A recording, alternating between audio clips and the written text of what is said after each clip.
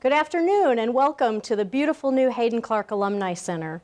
We're coming to you from inside the Turner Family Library just off the Shaheen Hall of Pride. I'm Lori Winters-Fan, Executive Director of Alumni Relations. And on behalf of the Bradley University Alumni Association, I'm proud to present today's webinar, Your Great Workplace, Lessons from the Best, with Dr. Jennifer Robin, Assistant Professor of Business Management and Administration here at Bradley University. And I'd say that we've clearly hit a nerve with this subject matter, Dr. Robin. More than 130 alumni representing 98 companies and 20 states have registered to participate in this inaugural BUAA-sponsored webinar. So let's get to it. But before I turn the program over, I want to encourage you to submit questions for Dr. Robin at any time during the presentation, and she'll answer as many as possible during the final minutes of the session. To access the Q&A screen, if you're viewing the webinar in full screen at the moment, just move your cursor to the top of the screen and click on the green bar to access the Q&A icon. Otherwise, the Q&A screen should be visible in the right-hand column. We'll conclude the webinar right at 2 p.m., but please stay with us until the bitter end if you're able to. I'll have an exciting announcement about future professional development programs to share with you. It's now my pleasure to introduce Dr. Jennifer Robin, an internationally recognized expert in great workplaces and esteemed member of the Bradley University faculty. Dr. Robin teaches undergraduate, MBA, and executive programs in the areas of leadership, organizational culture, and human resources management in the Foster College of Business Administration. She's an accomplished speaker, educator, and advisor, and has co-authored 2 books, A Life in Balance with Bradley Professor Chuck Stoner, and most recently, of course, the topic of today's discussion, The Great Workplace with Michael Burchell. Thank you so much, Dr. Robin, for volunteering your time to be with us today and for sharing your expertise on how to build a great workplace. Absolutely. Thank you, Lori, and thank all of you for joining us today. I am honored to be here to speak about a topic that I am certainly very passionate about, which is creating great workplaces. So let's get right to it with the agenda. Today we're going to start with sort of the genesis of an idea, how I became interested in this topic, as well as the beginnings of my experience with great workplaces. Then we'll go to the 5 dimensions of a great workplace: credibility, respect, fairness, pride, and camaraderie. With each of these 5, I'll share some best practices with you about how to create those things in your own workplace, and perhaps some tips for how to make that happen as a manager with your own employees, or even as an employee yourself. Last but not least, I'll talk about how to create your own great workplace, some tips to remember when you are trying to put some of this content into place. And last but not least, we'll have questions and we'll close the webcast. Again, don't forget to click on that green button to ask questions, because we'll have plenty of time at the end to answer those. So without further ado, let's talk about the genesis of this idea of a great workplace. I'm actually a boomerang faculty member at Bradley University, which means that I was here for a while and then left for about 5 years, and I worked with Great Place to Work Institute. And now I couldn't be happier to be back, but I come with that experience. And Great Place to Work Institute, their research actually began in the early 1980s when their founder, Robert Levering, was asked to write a book called The Best Places to Work in America. At the time, Robert didn't believe there were 100 good companies, let alone 100 companies that could be called the best. And so he originally said no, but eventually agreed to write the book on one condition, and that is that he got to talk to employees themselves. So he didn't want to talk about bottom line or stock price. He wanted to talk to employees about their experience with a great workplace. He did. About 300 interviews later, 300 companies interviewed later, they wrote their first book, 100 Best Companies to Work For in America. 2 best-selling books later, we now publish lists in over 35 companies around the world, in over 40 countries. And also in the U.S., those lists are published in Fortune magazine, as well as in U.S. News and World Report. No matter where we are, where we are evaluating companies around the world, we're looking for a very specific employee experience, the employee experience of trust, pride, and camaraderie. So we'll be talking about trust, pride, and camaraderie today as we go through the webcast. It's important to keep in mind when we look at trust, pride, camaraderie, the definition of a great place to work. One where you trust the people you work for, have pride in what you do, and enjoy the people that you work with. Actually, 67% of our evaluation for companies that make these lists around the world is based upon the employee experience. And so if you look at this, it's really all about relationships. The employee relationship with his or her manager is what we call trust. The employee relationship with his or her job is what we call pride. And the employee's relationship with other employees is what we call camaraderie. So we'll be talking about each of these relationships as we go through. As you may notice in that management box, the employee's relationship with their manager, when employees talk about this relationship, their comments are actually quite nuanced. So we've broken that out into 3 dimensions: credibility, respect, and fairness. And so again, I'm going to cycle through each of these, share some best practices, and also some tips that you can use as a manager or an employee to create an even better workplace experience. So the first dimension that we're going to talk about is credibility. And this can be thought of as what I as an employee believe about my leaders. So do they communicate with me? Are they competent? Do they know what they're doing? And last but not least, do they have integrity? Do they do what they say they're going to do? I want to spend a little bit of time talking about communication because, as you might imagine, this dimension actually underlies quite a bit of the Great Place to Work model. If we sort of skip ahead and talk about something like respect, you can't signal respect to other employees unless you communicate with them. So communication is really foundational to a great workplace. When we look at communication in our model, we look at 2 separate bits of communication. One is communication informative? And secondly, is communication accessible? Or do employees feel as though they can ask questions if needed, if they don't have all the information to do their jobs well? That informative piece, I think, is often tricky because when we get information, when we get feedback that we're not communicating with people, our knee-jerk reaction is often to communicate more often. I don't know about all of you there on the internet, but me, I get a lot more email than I know what to do with. So it's not always about communicating more. In many instances, it's about changing the way we communicate. So rather than changing how much, just change the way you communicate. A good example of this, I was working with a client on creating a great workplace, and it was actually a manager of a warehouse. And that manager, every quarter, when the quarterly results came out, that manager translated those quarterly results into a metric that his employees understood. So for instance, when you have profit and revenue and the like, when a warehouse employee looks at that information, they may not necessarily feel a connection with their own work. But if that's translated into the number of boxes packed, the number of pallets loaded, and the number of trucks that rolled out of the warehouse, the employee connects with that. So informative communication, it doesn't always mean communicating more. It may mean communicating in a way that is more meaningful to employees. The other thing that sometimes happens with regard to communication specifically, as well as the entire model of a great workplace, is that managers will say that they don't have time. They don't have time to communicate more, or they don't have time to build a great workplace. Communication offers a way to resolve that issue, that time issue that sometimes comes up. Instead of thinking about having to go out to employees to communicate, consider inviting those employees into communications. So Boston Consulting Group, for instance, runs a biannual partner meeting, and they broadcast that on the internet. So people, even if they're not in the room, they get to see what sort of issues were discussed, as well as any information that they might need to do their job better. Takes no additional time on the part of Boston Consulting Group's leaders to do that. It simply invites employees into that experience rather than replicating that communication after the meeting is over. So two-way communication is very foundational to this idea of a great place to work, and there's just a couple of best practices to get you started. I would say that I'll offer a takeaway on this slide, which is that the best communication you can offer is tailored communication. I don't want to leave credibility quite yet, though. I want to take a minute also to talk about competence and integrity.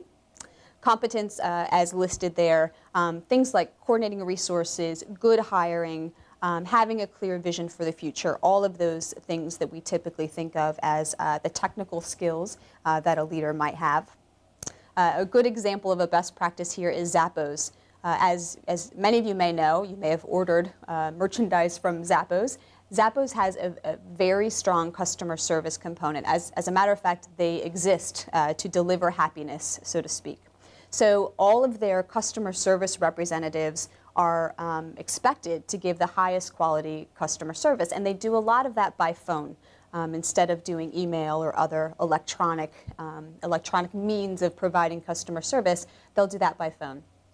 At Zappos, to ensure competence, even in their top leaders, no matter what your position in the organization, if you are a senior vice president, if you are in the accounting department, no matter what your function, you spend a couple weeks when you first start your job doing the job of a customer service representative. Zappos believes that these employees are at the heart of who they are and what they try to accomplish, so every single person in the organization spends time in that role. So when they're making decisions later on within the context of their role, they have top of mind what that experience is of those employees. Also, if I'm a customer service employee, I know that the people making decisions on my behalf have sat in my seat and know what I go through day to day. Last but not least is integrity. Starbucks has a great practice here. They have a mission review board, and so any employee, any customer, frankly, can submit a comment to Starbucks mission review board. If anything that you notice as, again, a customer or an employee seems to fly in the face of that Starbucks mission, you can submit a mission review card.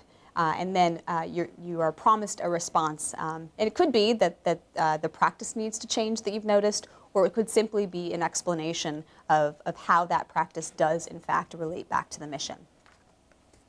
So that's the first of the 5 dimensions, credibility, and that credibility dimension is one piece of the trust relationship that employees have with their managers.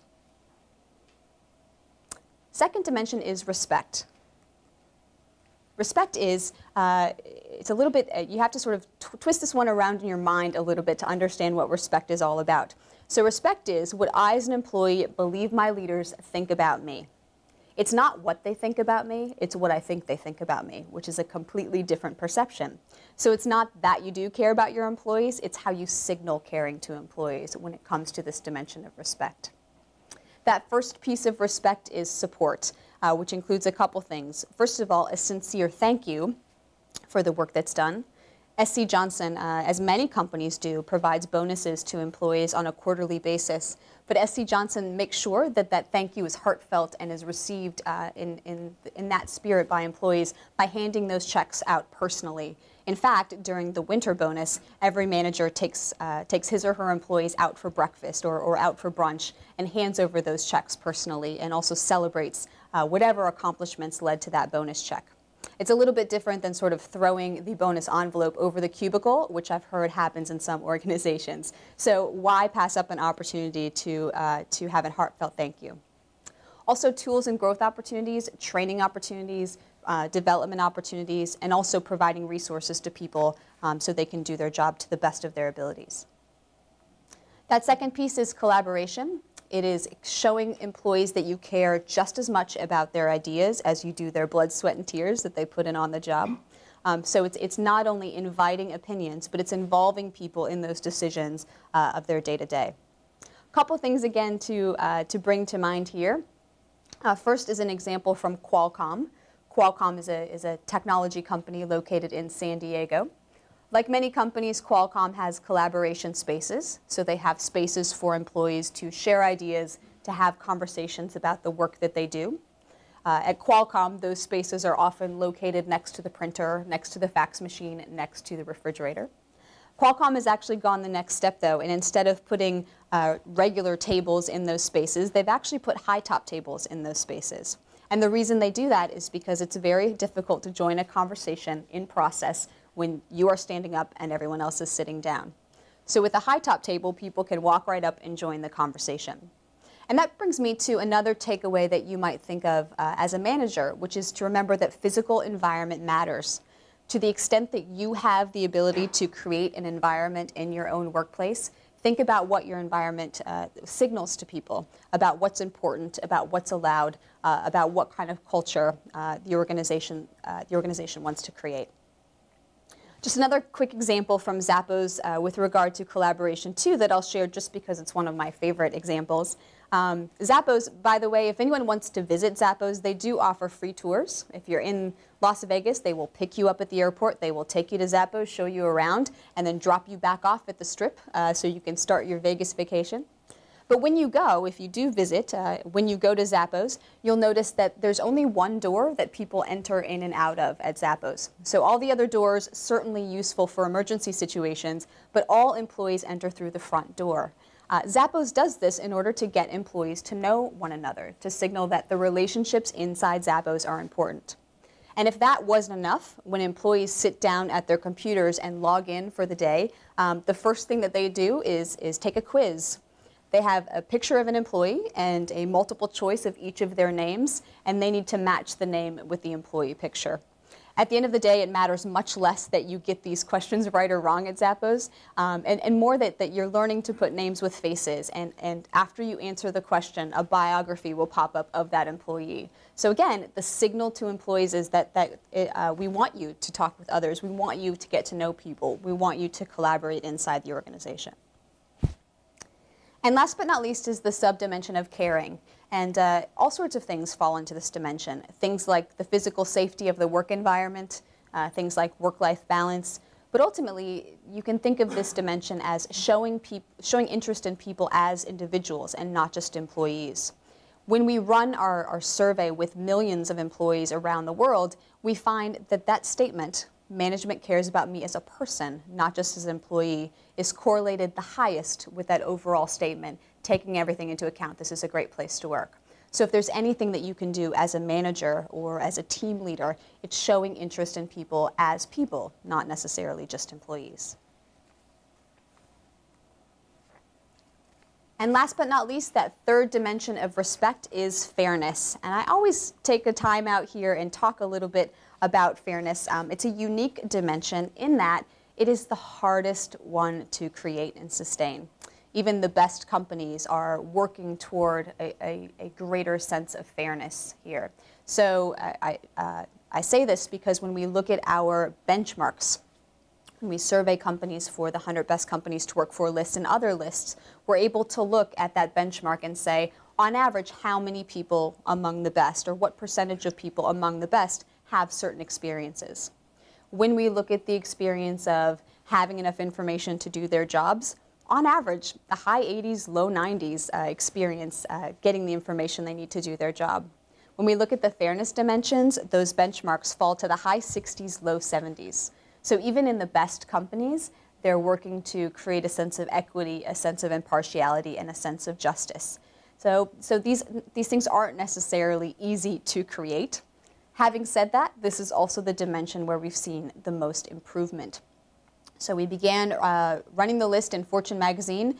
Great Place to Work's list began in 1998. And over that period of time, from the beginning until now, we've seen the statements in this dimension improve by leaps and bounds.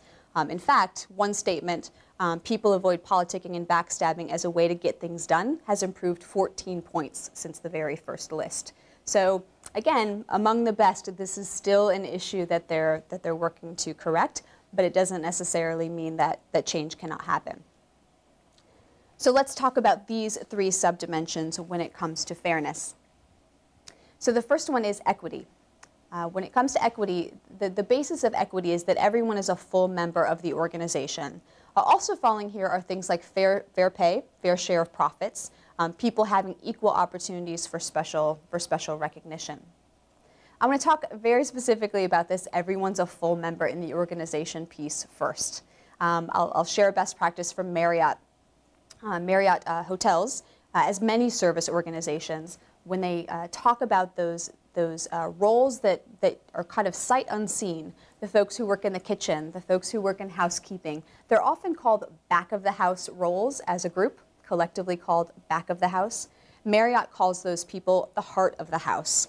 So by the use of that language, they're signaling that these people who are often called back of the house are probably the most important people when it comes to the customer experience at Marriott. And so by that, using that language, they signal to people, again, that there's a sense of equity and that people are full members. I'll also say a little bit about having opportunities for special recognition. A lot of companies use peer-based recognition programs and peer-based promotion systems, etc., which produce a sense of equity and impartiality as well. The more peers can be involved, the more people feel like there is an opportunity for special recognition. That second dimension is impartiality, fairness in hiring and promotion decisions. I'll share a practice that I've seen in an organization here, not necessarily a company that was on one of the best lists, but they were having a lot of problems with how to deal with the sense of impartiality that comes with promotion from within. When people are promoted from within the company, there may be some sense that they were promoted more because of who they know rather than because of what they know. And so people didn't necessarily feel like those promotions were fair, even though the company did a lot of them. So they put a very simple process in place where they required everyone who was applying for a position, a promotion from within a position, to fill out a pre-promotion development plan. Simply saying, when and if I get this promotion, here's my development plan. Here's the skills I have to get right away in order to be good at this job. Then if they get the job, lo and behold, there's a development plan waiting for them. But even if they don't, they know what kinds of things they should work on to make themselves more marketable or more a fit for that position later on. So it's not a huge adjustment. It simply is a way to signal to people that we want you to succeed. We want to get you thinking about your own development plan, whether you get the promotion that you had hoped for or not. And last but not least in this dimension is a sense of justice. And of course, the no discrimination falls here. No discrimination based upon gender, based upon age, upon sexual orientation, or upon race. But also that right to appeal decisions falls in this justice dimension as well. Let me talk a little bit about both of these. First of all, when it comes to this no discrimination, we've moved very much in the HR realm from this notion of diversity to a notion of inclusion. So beyond just the numbers, we've moved to how we message to people that everyone is a full member, that this is an inclusive environment. A great example of this is TD Industries. They are a heating, ventilation, and air conditioning company located in Texas. And as you might imagine, they have a lot of Spanish-speaking employees. So like many companies, they offer English classes for their Spanish-speaking employees. But what TD Industries does that's a little bit different is they also offer Spanish classes for their English-speaking employees. And simply by doing that, they signal that it's not about one group assimilating into another group. It's about communication. And we want to facilitate that no matter what your first language might be. And I'll also take a moment before we leave this slide just to give you a takeaway when it comes to fairness, that right to appeal decisions. We find in companies that, for instance, put in place an appeals process or anything along those lines, employees' perceptions of their right to appeal decisions, their sense of justice, tends to improve, even if those policies are in place, but they have never used them. So the takeaway for you as a manager, if you're not a person that has responsibility for policies, practices, etc., is to make sure your employees know what's available and know that they're able to use those. So those three, credibility, respect, and fairness, make up the trust relationship when it comes to a great place to work. Credibility is what I as an employee believe about my leaders. Respect is what I believe my employee, or what I believe my leaders think about me. And fairness is that level playing field, the ability to create and sustain a level playing field. And again, this is the hardest dimension of all 5 dimensions, but it is certainly possible to make improvements there. Now I want to move on to that second relationship, the relationship between the employee and his or her job. It's what we call pride. And we can look at pride from 3 different angles. We can look at a personal pride, a sense of meaning in what you do, a sense of that your work does make a difference. We can look at team accomplishments, so I feel as though the work that my team does is actually worthwhile. And lastly, looking at who the company is in the world and looking at that corporate image. I'll share one example here that hits on all 3, and that's the example of Genentech. Genentech is a biotech company located in South San Francisco, and everyone in the organization, no matter the research scientists, the accounts payable folks, the IT people, they believe that they are there for the patient. Right? So what's interesting about that statement is that Genentech doesn't sell a single drug to a single patient. they sell to distributors and to clinics and to hospitals and the like. So here are people in an organization who don't necessarily have a client or customer relationship with patients feeling very, very connected to the patient. There are several ways that Genentech does this. They bring in patients who have been helped by Genentech therapies and Genentech treatments to say thank you, to be part of an all-hands meeting where they tell the employees of Genentech what their experience has been.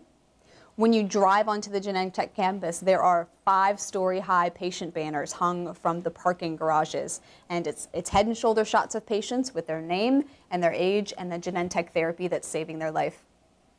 One of my favorite stories from Genentech is a patient came in for an all-hands meeting to share his experience with Genentech's therapies, and he asked to see the folks in IT. And I don't know how many folks we have on the line who are in the IT department, but typically people call you all when things go wrong. So Genentech said, great, this is great that someone wants to talk to IT and nothing's really wrong, right? So the patient went to talk to the folks in IT and said, I did the whole presentation this morning about how Genentech's drugs saved my body, but you all saved my mind, because this is my second round of cancer. And I was online daily looking for news and protocols and treatments and trials I could be involved in. And I couldn't have made it through. My sanity would have been threatened if I didn't have a website to go to, right? So if you think about that, here is an employee in a staff function who works in a company that doesn't sell a single drug to a single patient, now feeling connected to a patient. So the leaders at Genentech know it's important to connect people to the overall good they do in the world. And that really, at the end of the day, is what pride is all about. That personal job pride. I know what it is I do in this company, and I know the difference I make. Also the knowledge of what the company does in the world. Genentech in business for life. They're there to help with some very, very serious illnesses. Knowing those two things helps me understand what I get to do in the world because I work for this company, and that's what pride's all about. If I were to share a takeaway with you with regard to this dimension, I would probably share the idea that language matters. That when you look at the work your employees do, how do you signal to them the good that it does in the world? I'll share a personal example.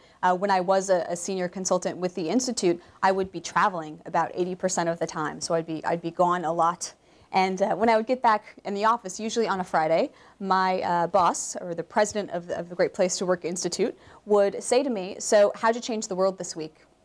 He wouldn't say, what the heck were you doing in Toledo? He would say, how'd you change the world this week? And frankly, my answer to that question might be exactly the same, but the fact that he used those words to connect me immediately back to the mission of Great Place to Work Institute was helpful for me in understanding how the work that I did made a difference.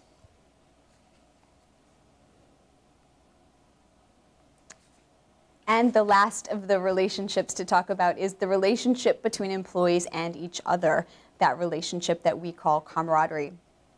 And this is the one that often, when it comes to great workplaces, people often think about this, that this is what a great workplace is all about. It's a fun workplace, there's a lot of parties, there's a welcoming atmosphere, all of those things. Of course, this is one piece of a great workplace, but certainly not the only thing that needs to be created. Let me talk a little bit about what camaraderie means in the context of a great workplace. Firstly, that idea of intimacy, the ability to be yourself. So not only do you bring your job skills to work every day, but also a bit of who you are outside of work. A great example of this is Mayo Clinic. Mayo Clinic, of course, well known for the patient care they provide and the healthcare professionals that they have on staff. But it turns out that some employees at Mayo Clinic are also very musically talented. So they created a group of singers called the Stairwell Singers because when they first started practicing, they actually had to practice in the stairwell. There was no place for them to practice. Now, the Stairwell Singers are actually very much a part of Mayo. They perform at retirement parties, they perform at other company celebrations, they perform at summer picnics, all because they started singing in the stairwell. So this is another takeaway for you as a manager. Sometimes a great place to work or a great workplace happens organically. People naturally begin to do things that signal this ability to be yourself, that signal camaraderie. Your job as a manager may not be to create the group of stairwell singers. It may not even be that you can if you're not someone who is musically talented. It's just to notice those things happening naturally in your environment and support them and bring them into the organization in a way that's going to help to create a better place to work for everyone. Hospitality, that socially friendly and welcoming atmosphere, particularly on the employee's first day of work, we see a lot of companies doing some unique things when it comes to hospitality. A lot of times the first day you have some paperwork to fill out, you have a desk to organize, these sorts of things. But actually the first day of work, if you don't celebrate that in some way, it's really a missed opportunity to signal to people this friendly and welcoming atmosphere. Companies do this in all sorts of ways. Some companies make sure there's a standing ovation when someone walks in the room. Other companies actually start the welcoming and the celebration the night before the first day of work by sending a gift to the family or sending a piece of logo wear or sending a welcome letter directly from the manager or the team. Probably my favorite practice, though, comes from CX Tech, which is a computer refurbishing company in the Northeast.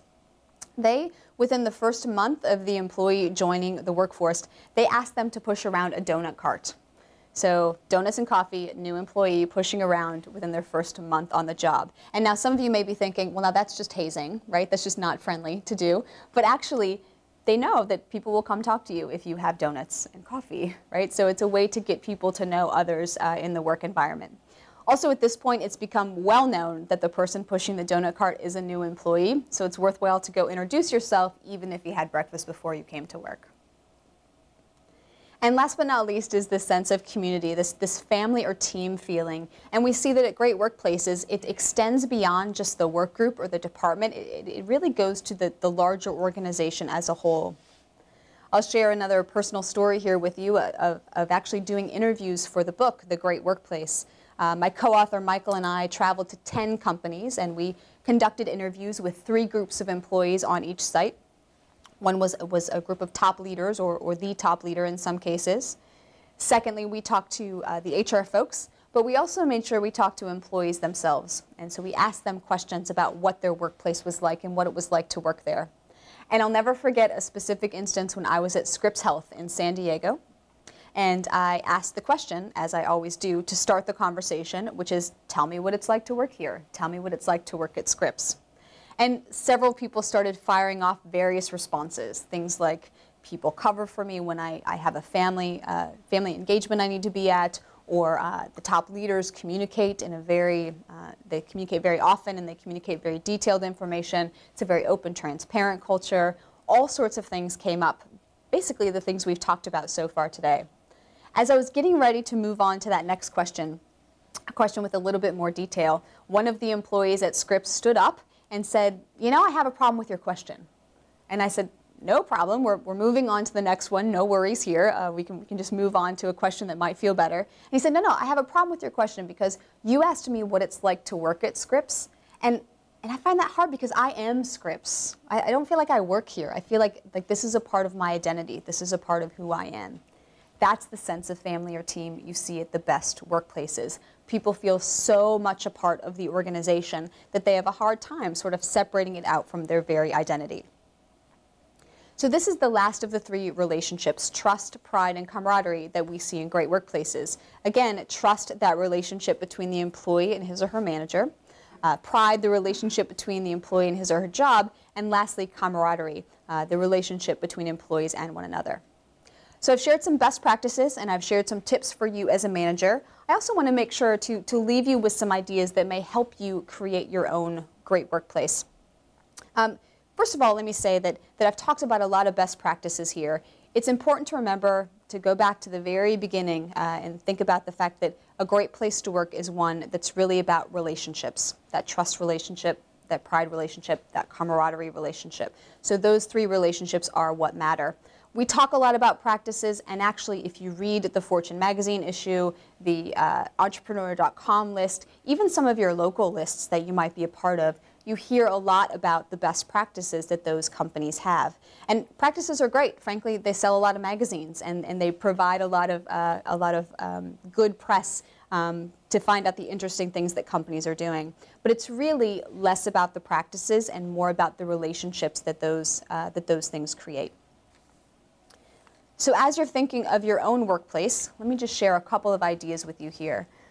That first one is that really a great workplace is all about an attitude. It's about having the sense that every single action you take is an opportunity to build trust or break it down. Nordstrom has actually become famous for their one rule. Their one rule is to use good judgment in all situations.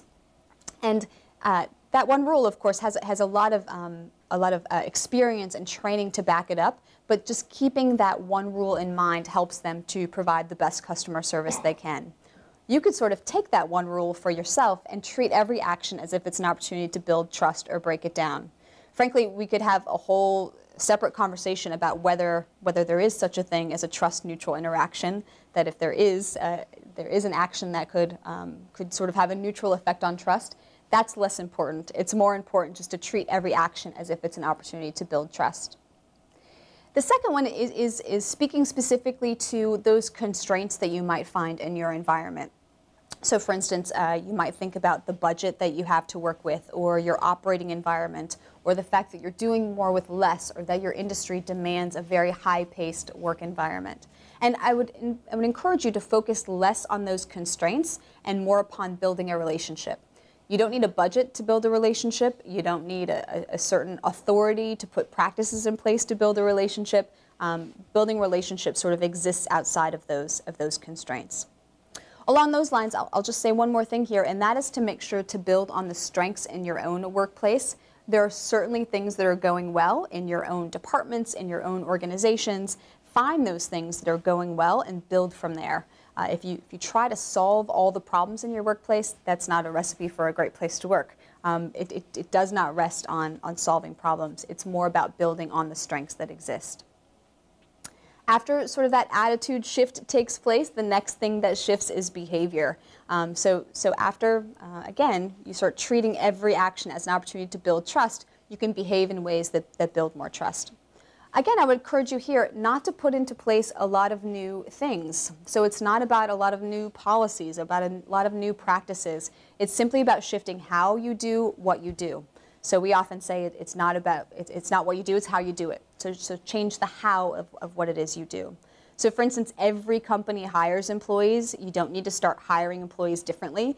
You don't need to start hiring new employees or whatever that is. You need to change the way that you hire employees. The other thing to remember is persistence. Trust obviously isn't built overnight. It's built over long periods of time. So persist in building those trusting relationships. And last but not least, you'll see results improve. When you think about those relationships that you have maybe outside of work, when you trust those people, communication happens more quickly. It's more streamlined. You give people the benefit of the doubt when perhaps you're not on the same page as you thought you might be.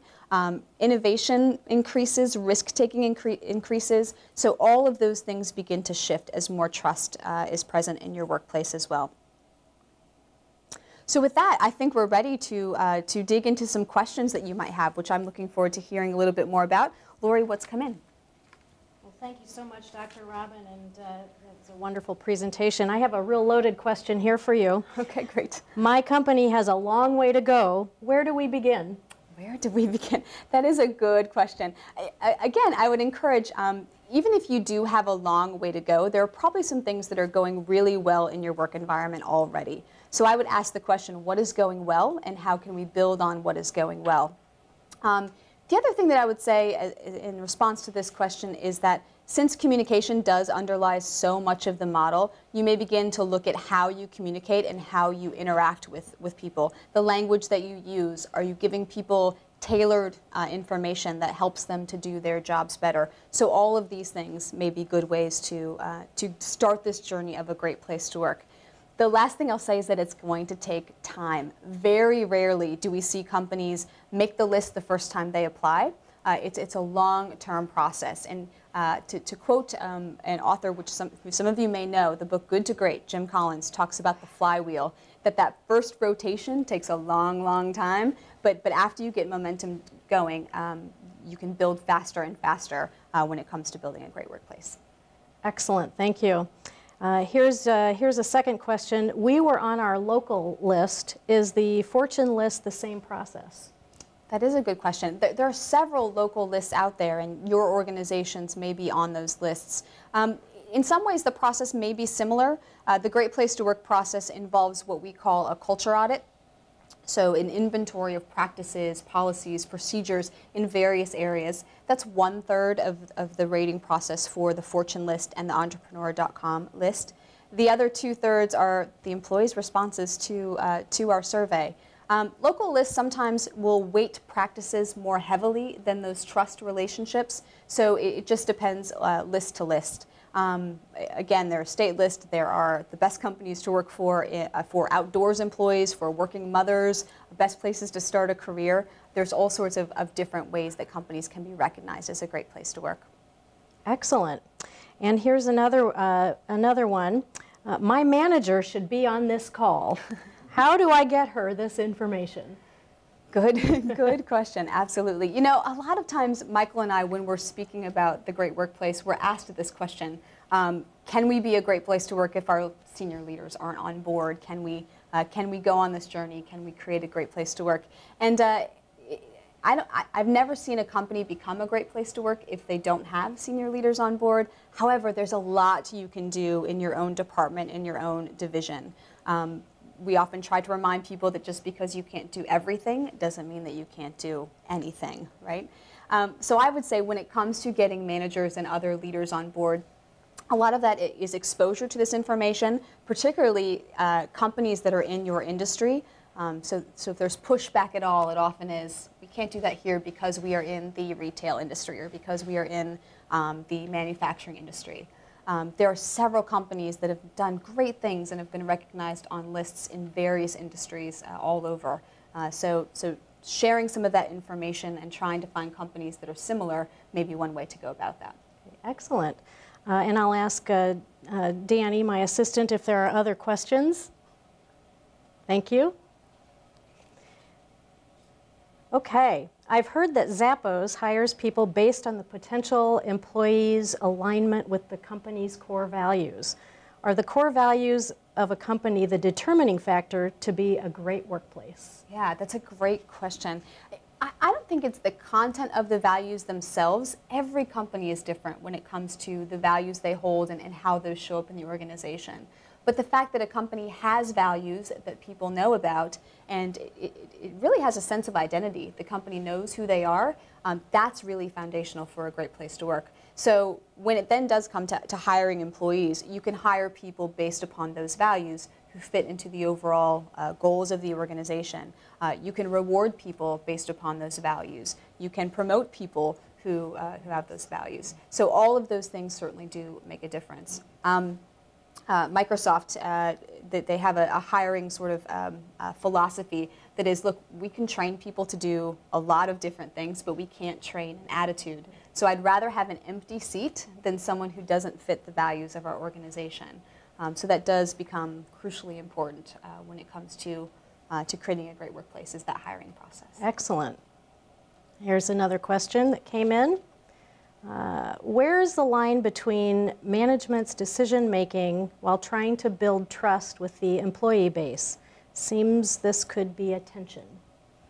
Yeah, so I'm assuming what you're meaning there is that sometimes decisions need to, the decisions that need to be made may not necessarily be those ones to create a great workplace. If it's deciding where to spend a budget and certain benefits get cut or certain programs get cut that employees liked, etc. So I'll go with that version of the question. That's a tough one, indeed. Yeah. Well, so here's what I would suggest is that, again, it's not what you do, it's how you do it. Mm-hmm. As part of business, we all have to make some really tough decisions. It's not that those tough decisions need to be made, it's how they're made. So for instance, if a layoff is occurring in your organization, the couple things that I would want to know as an employee for building more trust is was every possible alternative looked at before we went to a layoff? And once the decision for a layoff was happening, were we communicated with? Was there open communication, etc.? So it's, at the end of the day, the fact that there is a layoff certainly is going to impact perceptions of a great workplace, but it's not about that. It's how the layoff is carried out. A real quick example of that is Continental Airlines. When they were on the Great Place to Work list, they had to downsize by about 12,000 employees. They did exit interviews with every single employee that left the organization, which again signals trust. They also worked with the ramp crews and the maintenance crews at the airports, and actually saved hundreds of jobs by working with them to figure out how to cut costs before the layoff took place. So again, it's not necessarily that the layoff is occurring, it's how that occurs and how that relationship is built in the process. Excellent. Do we have more questions coming in? Thank you. Okay. Let's see. Since communication is a two-part equation for the person sharing it and the person receiving it, how do we work to make sure it was received the way we intended it? Great question. Excellent question. Great question. Yeah, absolutely. Well, I think that's really the importance of the two-way communication part. You can share as many messages as you want, but unless you have some verification that employees received that message in the way that was intended, then it really doesn't make a difference.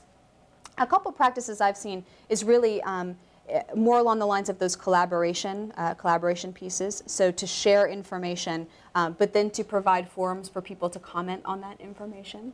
So Google has a really great collaboration platform where they'll present ideas or issues in the workplace and have people discuss them online. People are pretty open. They'll say, this is a great idea, this is not a great idea, we should absolutely do this, we should not do this online.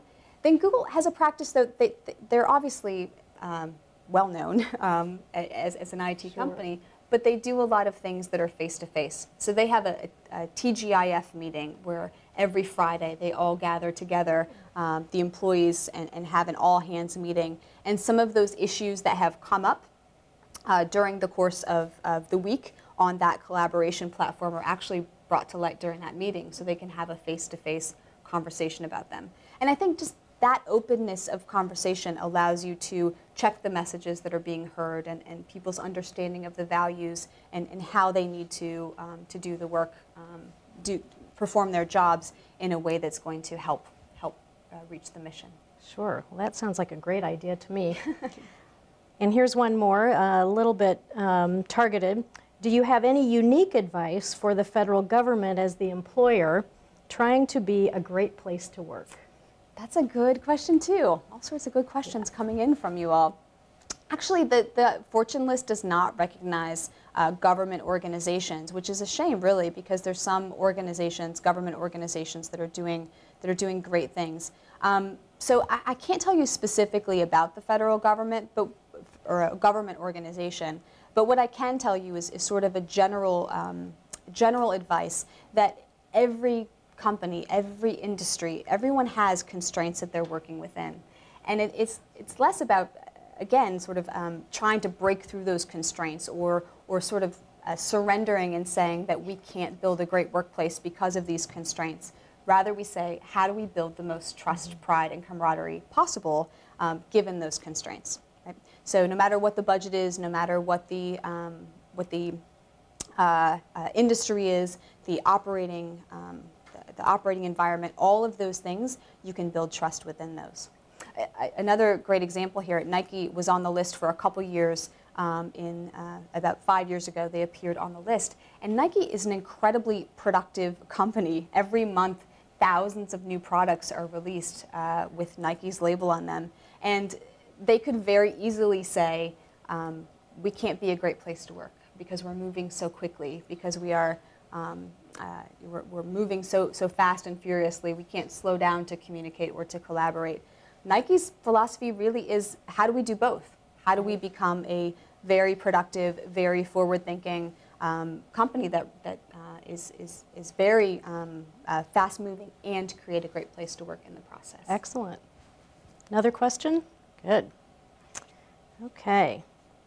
Do you typically see that companies with a strong brand or product reputation also have high engagement and do well on the Great Places list? Yeah. You know, if you look at the list, there's certainly a lot of companies on that list that do have high brand recognition. So you'll notice companies like SC Johnson, you'll notice Google, you'll notice Four Seasons Hotels. So there are several companies that have that brand recognition. But there are several companies as well that unless you're in a specific niche or a specific region of the country, you wouldn't necessarily know their brands. So for instance, FactSet is a financial research company.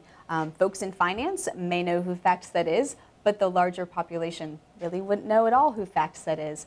FactSet has a really great set of practices that cater to their younger workforce. So for instance, the conference rooms are reserved at a certain time during the day for employees to have jam sessions, which is times where they can work in the presence of other people, but not necessarily be working on the same thing. Right? So FactSet is an example of a company that may not have that well-known brand. Another example, a more regional example, is Nugget Markets, a supermarket on the West Coast, or Stu Leonard's, a supermarket on the East Coast. And so again, these are brands that may be well-known locally or regionally, but the brand itself is probably not as much a part of what makes them a great workplace as how they talk about their brand and how they talk about the good they do in the world. Excellent. Okay. Oh, one more. Great. Do you recommend any changes to these principles or strategies if used in a volunteer organization? Yeah, absolutely. Well, here's what I've noticed in not-for-profits or volunteer organizations, or really very broadly, very mission-driven organizations. I've noticed that pride is not a problem. So same as with Genentech, Teach for America is actually on the list. People are very proud of the work they do and the way they can contribute to the world. So I would say that pride piece is probably a natural strength. I would say what tends to mirror that strength, so to speak, is that people want to work really hard for the cause that they're involved in. So work-life balance may not be as much of a strength in those organizations. I think it takes extra effort to help employees understand how taking care of themselves also helps to take care of the mission of the organization. The other thing I would say is communication is also always a place to look.